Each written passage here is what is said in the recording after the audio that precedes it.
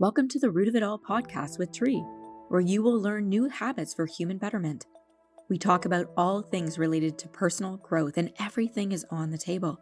Each episode will explore different topics like self-care, mindfulness, goal setting, and more, with a focus on practical tips and actionable advice you can start implementing in your life today. Our goal is to help you become the best version of yourself and live a more meaningful life. So grab a drink, cozy up, take your dog for a walk, or go for a drive. Join us for some fun and meaningful conversations with some amazing humans. Let's grow together.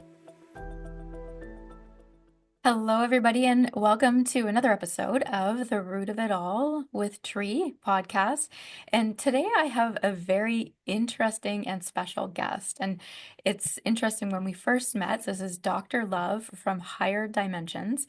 And I literally just met her, and we have very much a similar energy. So I can't wait for people to meet you and find out more about what it is that you do. So first of all, thank you so much for taking the time to be here today. Well, thank you for having me. I'm really excited.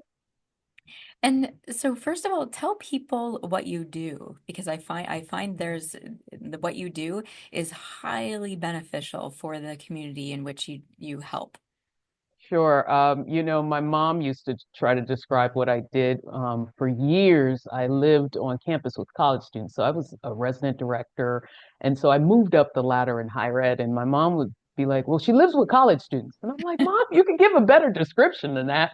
But I did that for so many years. And then I decided to kind of start my own business. And in that, what I understood is that college students really need more support and help in building community. Sometimes we think it's instantaneous to have a community, but when you're young and just getting out there on your own, you're trying to figure things out. You're trying to figure out who you are. Mhm. You're trying to figure out what's really important to you and how you can feel that sense of belonging. And so that's what I do. I help college students and new professionals figure out who you are, what you want to do, and then that turns into doing a career and being in a world that you love, right? Because now I know what's really important to me. Now I know how to pick the classes. I used to oversee advising as a dean of students. Some advisors have hundreds, some have 1,000+ students. Wow. So that is not enough time to really sit down with a student and get into really who they are to help them pick classes. They have time to say, okay, what's your major? This is what you need to take to graduate, and goodbye. Right? Yeah. That's great because you need that. But what you really need even before that is, okay, what are the most important things to me? So that's what I do. I offer online and individual kind of training and coaching around that so that people aren't wasting 4 years or wasting hundreds and thousands of dollars in college to come out and say, that's not really what I want to do and that's not who I am. So Yeah, it's kind of like, now what? And so how would you say things have changed over the years? Like, now that there's more social media and there's so much more technology than there was even 5 or 10 years ago. How has that changed for students? it's interesting. It's like a two-sided coin, right? You can now connect with people you were never able to connect with before. When I went to college, that was it. You were on your campus, and maybe if there were other campuses you visited, you knew a few people over there, but that was your entire community, right? But Mhm. now with the technology we have, you can literally connect with a student on the West Coast and you're on the East Coast. You can connect with students on other continents. I mean, to think about how much technology has helped us to now connect with people we would have never been able to meet before, right? We would have never been able to take that flight. We wouldn't have thought to take that flight and go connect with someone in another country, right? We can do that now. Now, the flip side of that coin is that also sometimes it takes you out of your current community, right? If you're spending too much time online and not enough time with the people who are literally either your roommates or the people who are your classmates, the people who are literally right in front of you. Mhm. So that can then take you actually out of community, Yeah. right? Building a community over there. So you have to have balance in that. And I think the other thing that's happened is sometimes people get so kind of caught up into what community is doing or saying, because Mhm. when I was a student, if I messed up, nobody knew except the people who saw it. Now Yeah. it's posted, right? People know where you are all the time. You've got I think so much access to who you are and what you do. Mhm. And so now people sometimes are totally engaged in what they're putting online about me or what people are Mhm. saying about me.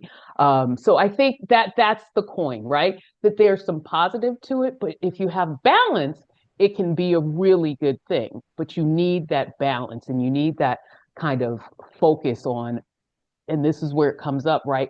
And knowing who you are, right? Because it Mhm. doesn't matter all these people online saying things about you. It's like, no, this is my group, this is my community, these are people who know me.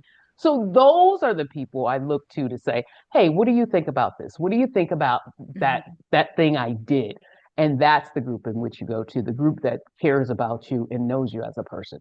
So Yeah, and from a human behavior perspective, I love everything that you're saying because I like clients that I see, one of the first things, and I deal with sometimes a little bit of a younger demographic than you do and a lot older demographic than you do. Sometimes the same, but if I'm working with them because they're for stress management or different things like that, the first thing I'll put them in one of the clinic rooms here, and I'll tell them to go through all their social media and unfollow anything that makes them feel like they're in judgment or anything that makes them feel like they have to post or they have to comment or they feel like they're being peer pressured into doing something.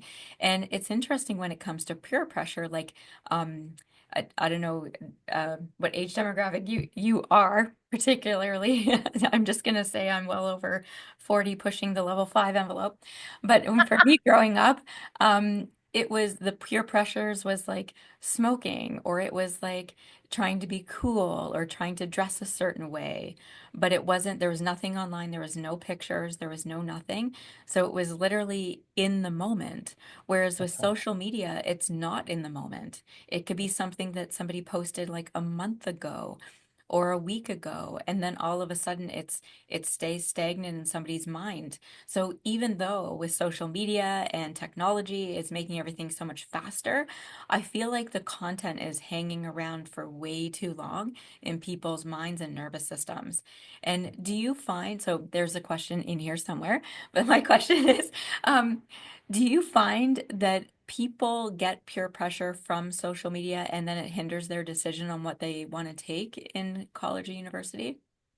Absolutely. I mean, the point about being in a community, right, is like you want a community that's safe for you, that's good for you, Mm. that's healthy for you, right? But sometimes because we're chasing that sense of belonging, you get into a community and it's not the community that's healthy or affirms you or feels safe. And so then you're listening and grasping on pieces of what people are Mm. saying about you online. So I think this online community absolutely is influential, just like your face-to-face community is influential, right? So people are making decisions and choices. I read somewhere that young people are picking more and more to want to be influencers. First of all, that wasn't even something you could be when I was growing up. I don't know, like Yeah. if you were just influential, you were influential. You couldn't be an influencer as a career, right? But that is Yeah. now something that young people can be, and they're choosing it more and more, right? They Mhm. want all these followers. They want, all of these people who can see what they're doing. But Mhm. that also means those people are influencing you. So sometimes as influence, you think, oh, yeah, I'm influencing everybody else. No, the people who are influencing you are the people who are following you, the people who are commenting on your post or your pictures or your activities. So it can impact what students are choosing to do, what majors they're choosing. Again, I don't even know what you major in to become an influencer, right? Yeah. Yeah. That Oh, that would be a funny thing. And I think people going back to community, it's interesting, like I want to talk about how people can build their community and then learn how to trust their community. Because sometimes when you're talking about influencers, some people could be peer pressured into going here or going there or doing this or doing that. And I know there's a lot of, some people have a lot of stress based around socializing. So teach people, I love the story that you told me, and I told you before we hopped on that I want you to share the story about how people began to know you when you were just starting out in college. Yeah. So first of all, I made a decision when I was in college that I would never leave. Like I loved college. I was like, oh, I'm going to figure out how not to graduate. And of course, you have to graduate, right? But that's how I ended up in the field of higher education. Then I started saying, okay, I can be a resident director, and then I can still live on campus, and then I can be a director of residential life. I can still be okay.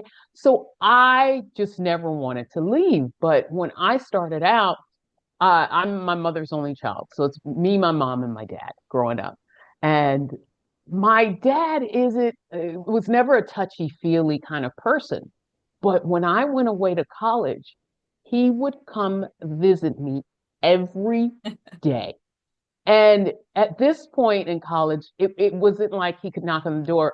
They would page you. We had like a paging system. Yeah. So he would come to the front desk. I'm here to see, Jamica Love. And you would hear my name throughout the residence hall. Jamica Love, you have a guest. Jamica Love, you have a guest. And they didn't say who the guest is. They would just say you have a guest. So every day, and people begin to know my name. Now, the name Love isn't, it's Yeah. easy to remember, but hearing it every day, right? So there were people who knew me by name who had never met me. And so they would meet me and be like, oh, you're Jamica Love. You have a guest like every day. Little did they know, yeah, it's my dad coming to see me like every day. And the first week it's kind of cool, maybe even week two. At some point, I called my mom and I said, Mommy, you have to tell my daddy to stop coming here every day. Like, he would, and I think he was just worried and wanted to make sure I was okay, right? I'm his youngest, his only girl. He just wanted to make sure that I was going to be okay. And I went to all women's college too. It didn't matter. He was just like, I'm going to go and check on her. So she finally told him, and I was like, oh, good. But by that time, everybody knew me by name. Yeah. And so when I would meet people, they'd be like, "Oh, you're Jamica Love, yeah." And they would say, "I love your name." Um, and so that was my way. So my father actually, in hindsight, kind of helped me build community, right? He kind of helped put my name out there, which was cool.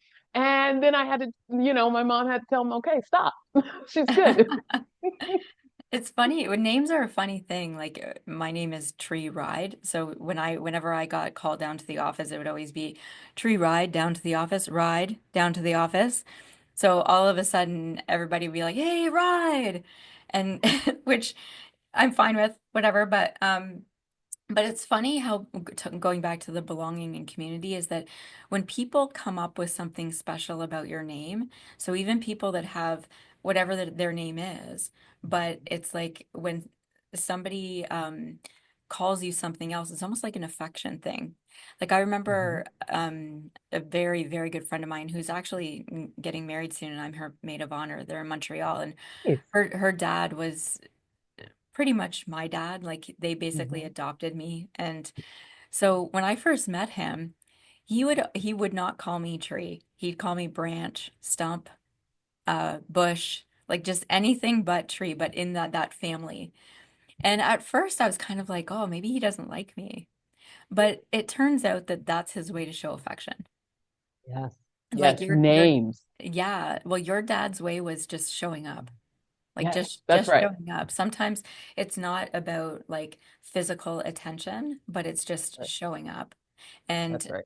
yeah, and for mine it was like kind of tongue in cheek, making fun. Yeah. And I find in community it creates a very intimate setting when people Mhm. know something or call somebody something when it's special, That's right? right. Just That's like right. husband and wife say darling or sweetie or something like that, where when people are just joining a new community and they don't know Mhm. these terms, Mm-hmm. then they can sometimes get into self-sabotage, maybe feel like they don't belong there. So anyone listening to this, really stick it out and be a part of. And there's always like this transition piece to allow yourself to settle a little bit more into whatever the community that you want to get past the threshold to be able to be comfortable within that vulnerability as well. Absolutely. And sometimes we put these heavy expectations on community, right? And building it and what that means and what it means to be accepted and feel a sense of belonging, right? So then what happens is you feel this pressure of like, oh, nobody seemed really excited to see me. You or everybody's trying to play it cool, right? Yeah. So that then gives you this sense of, oh, okay, let me kind of pull back and not put too much heaviness and expectation on the community or even on myself, right? And what I'm doing and what I'm bringing to the community. But you're right, names are a funny thing because my grandmother and most of my family, they never say Jamica. Like that's my whole name, right? They don't do that. It's Mika. Oh. They just cut off the first. It's Mika, right? And my dad would be one of the only people that called me Jamica. He would be the only person that said the whole name. Um, because he kind of felt like it sounded kind of like his name. So I think he was like, no, I'm gonna say the whole name. But most people in my family, it was just Mika, right? Sometimes people now just call me Love or Dr. Love. They're like Jamaica doesn't exist. We'll just call you Love. Or we'll call you Dr. Love.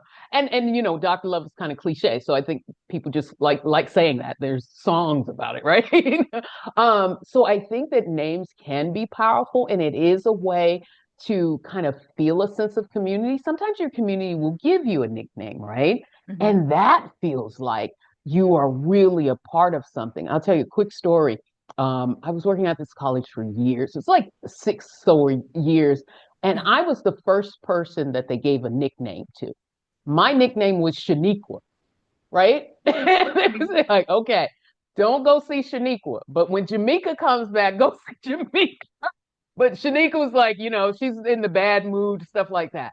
And then everybody else on the staff got a nickname, right? It became something that when you came in new to our department, we'd kind of give you a few months and then kind of figure out, okay, what's your nickname going to be, right? But that was a real community. And those are people I still keep in touch with today. Nice. But we had a sense of community that was really different from other organizations that I worked in. And it was also, it's funny that you said that. We all had a nickname, every one of us. And if you came in new, you got a nickname after a few minutes, a few months. It was like, we're going to give you a nickname. Don't worry about it. And they'd be like, okay. So, yes, names are powerful. Yeah, and it's interesting too when people hang around with each other so for such a long period of time. Sometimes they start dressing like one another, like and or people assume that they have to dress a certain way. Like I hired a new girl a while back here, and when she first started working here, she would always wear a blazer. And one day she came to me and she's like, "Is it okay if I take my blazer off?" And I'm like, "Yeah, do what you need to do." And she's like, "Oh, well, I thought I had to wear a blazer to work here." I'm like, "No." And just I was going through a phase of wearing I just so happen to be wearing a blazer today, but I don't always. But her assumption was that you had Mhm. to wear a blazer to work here, which she was making up Absolutely. in her head. So I Yeah, think that's another key component for people to really look at and see what are you assuming to be true that's right. That's right. and I and think, ask yeah, questions instead. yeah, I think, and we all kind of come into a group with our preconceived notions, right? Mhm. And what makes you part of that group. I worked for a military college, so everybody wore a uniform. Everybody wore a uniform. Every single solitary Oh, wow. student. So in some ways, they already had this community of this is what we look like. This Yeah. is how we present. Nobody had some individuality of, I'm going to put on a different type of shoe. No, these are the shoes we all wear. Mhm. These are the shirts we all wear. So it was this certain sense of connection that I Mhm. think would have been different at any other kind college you go to, right? Because everybody's wearing something different. So in that case, it was always like, oh, wait, I gotta wait until I see their face. Because there's no way I can identify you by what you're wearing, right? So I've got to make sure that I really connect with, okay, that's that person. This is this person. So I think just finding out kind of what your community kind of is like and Mhm. what's organic to it is most important, right? And sometimes people will pick up on their community cues. We do that a lot, right? What are the cues that your community is sending you, is feeding you? And that can come from family, that can come from Mhm. faith community, that can come from a college community. One of the things in my family is always education. Mhm. That was huge, right? It was just something that I always kind of knew and it was expected of me, right? Mhm. That was the message that community gave. The other community is like food, right? That was a message. Oh. Food, eating, okay? Sometimes Yeah. that was not a good message because I ate too much, but that was a message. I remember I started to lose weight. And my grandmother said, well, don't lose too much weight. She got really anxious about it because she always thought in her head, to be slim, you're hungry. Let me feed you. You need some meat on your bones. So communities, I think, oftentimes send you messages through many different ways, through naming, through food, through clothing. But that you have to understand that you are picking up those messages, right? So Well, and the interesting thing I find when it comes to human behavior, if you have a community and they all dress the same, like even if you look at here up in Canada, we have um, Catholic schools and they wear uniforms. So even for, like you said, the military, everybody's wearing a uniform. But the interesting thing is our human brain works in a different way. So if everybody is wearing the exact same thing, all of a sudden the brain is like, okay, what is different from yeah. one person to the next? So people will begin to start noticing the way that people walk, how people are putting their hair, or their other mannerisms, which I think is a awesome, awesome tool, specifically when you're um, creating relationships with people, whether it's a partner or kids or work, that if we're not in tune with people's mannerisms or how it is that they're operating, then we're missing another layer of what actually the relationship is about, or in which the person's trying to communicate to you or even other people. So I think it's kind of cool when it comes to uniforms that it creates this strong bond, and it from a nervous system perspective, it takes down a layer because everyone just looks the same and it's just a comfort. And Right. then it also it forces the your eye acuities to really see, oh, that mannerisms is different. Like, Mhm. I was just in Montreal over the weekend and we were driving down the road with my friend that's getting married. And we were driving and she's like, that's my guy right there. And that's the guy that she's engaged to. And he was like way down the street and he You was could see walking him. back. Yeah, he was walking back from the gym and she goes, I know because when he walks, one arm stays still, the other one swings. And that's all she just, and nobody else does that. But it was so funny how she described him just Mhm. because the way that he was walking, because it was way Absolutely. too far to even tell that if, Yeah. so it's For her, she had interesting. that cue though. She Yeah, knows his walk, right? yeah. Sometimes it's a smell. Sometimes it is Yeah. amazing in the way in which we, once we get in a community, we kind of notice the intricate details that you wouldn't notice in a group or from somebody you didn't know. Yeah. But once you're in that community, and you're right, the way somebody walks is something that Hmm. it's unique, right? The way people Hmm. carry themselves, the way they speak, their tone of voice. Yeah. So I think that that's really funny that she was like, nope, that's his walk. Yeah, yeah. And even different countries when it comes to community, like my husband and I, we were in Curacao over the holidays. And I was so refreshed to see Mhm. so many different cultures, um, religions, looks of people, foods, like everything, and everyone got along. Everyone Mhm. like had the common denominator, or there was like this, I think they called it like I forget the exact name of it, but it was their Curacao patois, and it was a Mhm, mixture of like I think Spanish, English, Dutch, and I think there's one more language in there, but it's a mixture of four languages. And mhm, that was the common denominator. Everyone spoke this patois that was a mix of these four languages, and it didn't matter what you look like or yep, what your initial uh, what the initial country that you actually came from, but it was mhm. such a community. It was such a beautiful country. Like I was just Okay. like it was, Yeah. yeah, it was so beautiful. So when we It's see community, it's just so diverse everywhere, and it's amazing. and it's amazing what people connect around, right? I Mhm. mean, you're saying everybody was so different, yet there was something in common. And I think that Yeah, about every place, even places that have wars between them. I guarantee you, if people would stop and say, "But what do we have in common?" You yeah, could find something. That's what connects people, our humanity, right? I love it. first Yep.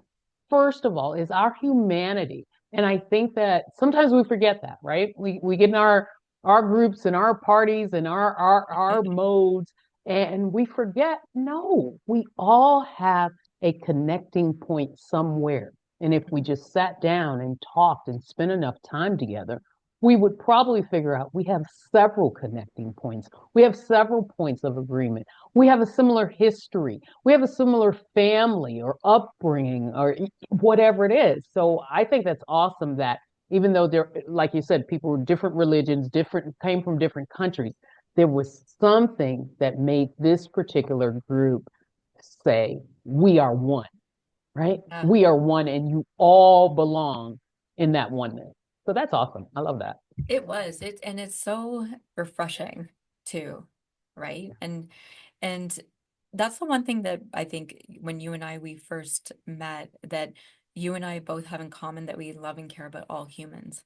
Like no matter, yeah, and it's just this whole like it, it's our passion, it's our mission, no matter and that's a true connection, I find, because it's true. We are all every human on this planet, we're just ordinary humans.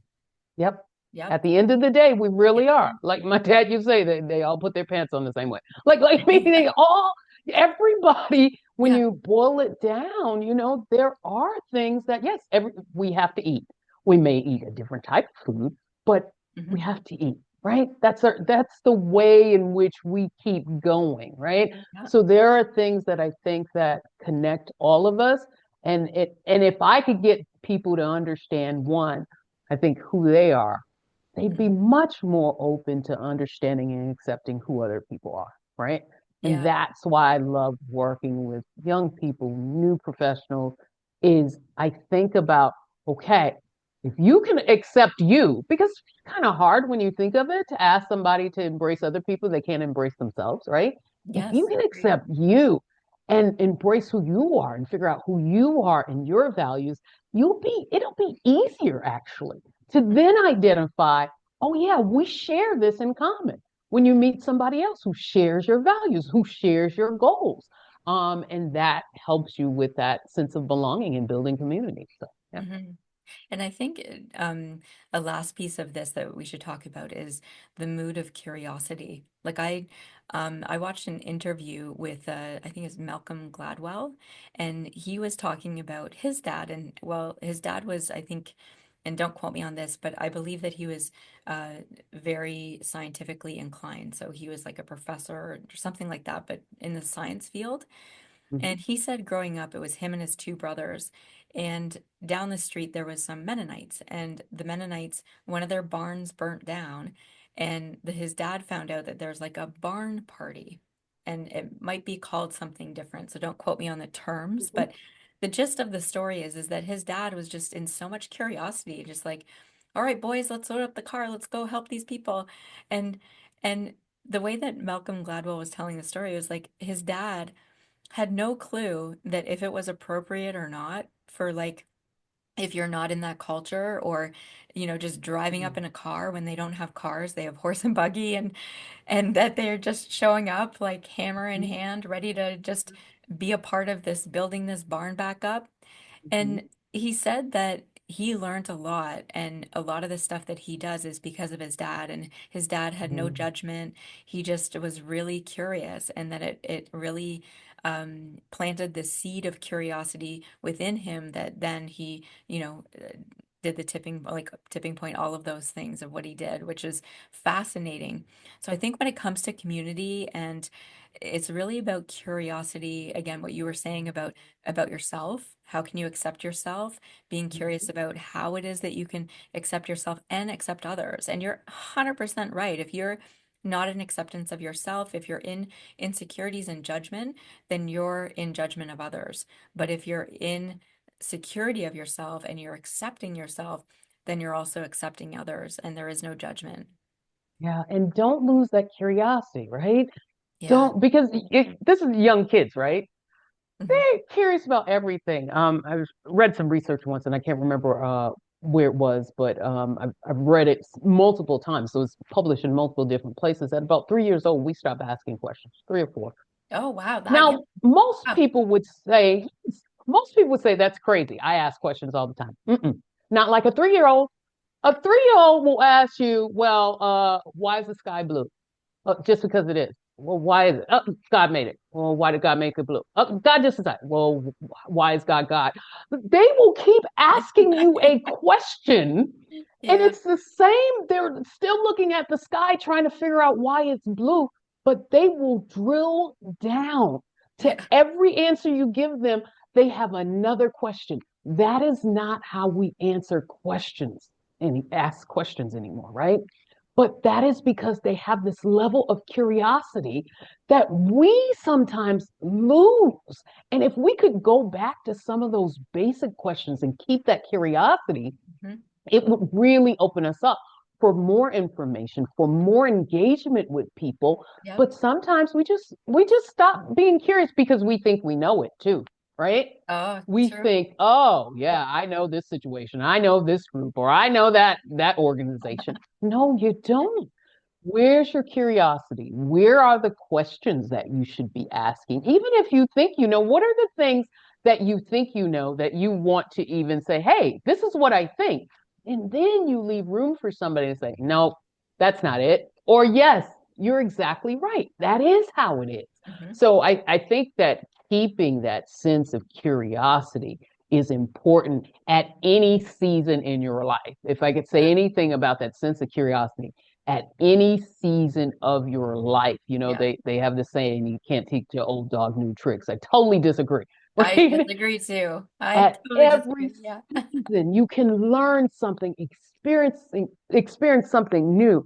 I was reading this book several months ago, The Circle Maker. But one of the things the guy says in the book is that do not think because you're at a certain age, those goals you had, you still can't accomplish, Mhm. right? And you can. And sometimes people forget that no, I can still, even building new communities, right? As you get more seasoned in life, the simple fact of the matter is sometimes people are passing away, Yeah. friends are passing away, Yeah. and communities seem like they're getting smaller. You can build more communities. You can keep building communities, right? So that is the thing I think people should remember no matter what stage of life you're in. You can absolutely still accomplish building community and making Mhm. connections with people. So, yeah. If anything, it's more important as you get older. Like my husband's aunt, she actually she's originally from Nova Scotia, and she moved to where we are because we're really close. And Hmm. I love using her as an example because when she moved here, she didn't really know anybody. Like, she had us, but she didn't want to put the pressure on us. So she made friends with all the girls that lives on her floor. Like, she lives in a condo building. She started golfing. Well, no, she already golfed, but she found like different golf groups. So met people Hmm. there. And she like, it's so funny. I emailed her. I'm like, hey, what are you doing on the weekend? She's like, well, um, you can come by around like 2 o'clock on Saturday, but I'm having brunch and then I'm having dinner on at night on Saturday. Sunday I'm fully booked, and I'm like, so you can squeeze me in around 3, like, yeah, Busier than she's you are. 70. I know, she's 76. Yeah, Yeah, so and I encourage everybody to be like that, because we are literally here as human beings to experience. Full stop. absolutely. Yep. Absolutely. And forgive me, my cat is trying to be a part of this community right now. So Oh, I didn't. he's trying to like jump on my shoulder, like, can I be part of the Oh, podcast, please? But I think that's a great example. I was a member of a gym once, and there was a woman, she had to be in her 70s. She would come every day. I mean, just really devoted, but that was part of her community. And on top of it, she stayed healthy and vibrant, yeah. right? Because she did something every day. So I think there are different ways to find community, to find connections. And sometimes we have to think outside the box, right? In terms of how we're going to do that. And this interest in golf was a perfect example, right? It's Mhm. something I already like. So I can find different golf clubs, different groups to play Yep. golf with. Tennis, whatever your thing is, reading, maybe a book club, language. I'm trying to learn French. I've been trying to learn French forever, okay? But that is another way to build community. People who are studying language or a language you're interested in. I'm all about no matter what age you're at, you've got to keep growing, you've got to keep moving, you've got to keep doing new things. And every once in a while, I think my mom thinks I'm crazy, like, oh, here she is, she's doing something else, something. But you know what? That's That's a good okay. thing. That's a It is good thing. okay. That is a good Yeah. thing. So. Well, thank you so much for being guest, and it's always such a great conversation. We'll have to definitely do this again, but I'll get all of Dr. Love's links and everything so that people can. I encourage people to follow you or to reach out to you if they have any questions or need any help for what it is that you do. So if you have a child that's going to, well, a young adult that's going to college or university, that definitely she can help with that transition. And is there anything that you want to leave people with? I think the very last thing I'd probably leave people with is just understanding that you can always be somebody who builds community and continues to figure out who you are too, right? Because sometimes we think it's all set. Oh, we change. We quote unquote evolve, right? So who you were at 16 versus 20 versus 26 versus 36 versus 66 could seem like very different people, right? Mhm. But the continuity in that is that it's you, right? You're changing, you're evolving, but it's still you. So I think that people should also just embrace that you have many different kind of layers in your life and experiences throughout your life. And just embrace those, that it's going to change. We know it's going to change. And some people may feel like, oh, I haven't changed at all.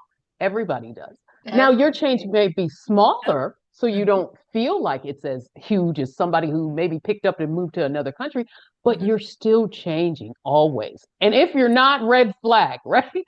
We want to change because that means you're getting new information. That means you're having new experiences. So that is a good thing. And that's when you find your community grows and expands. So that would be it. Awesome. Yeah, change is inevitable for sure.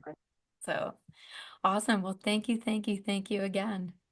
Thank you for having me. It has been an absolute pleasure. Well, folks, that's a wrap for today's episode of The Root of It All with Tree. I hope you enjoyed it as much as I did. But before we go, I just wanted to remind you that you can follow us on social media. You can find us on Facebook or Instagram. And we will be posting motivational quotes and behind the scenes content that you won't want to miss. You can always sign up to come live while we're filming this, or even join us online through Zoom. We always offer open question and answer after each episode that we don't record, so it's all private, but you can get more involved. So sign up for free at businessgrowthresults.com, and we're going to cover all kinds of different topics that you're not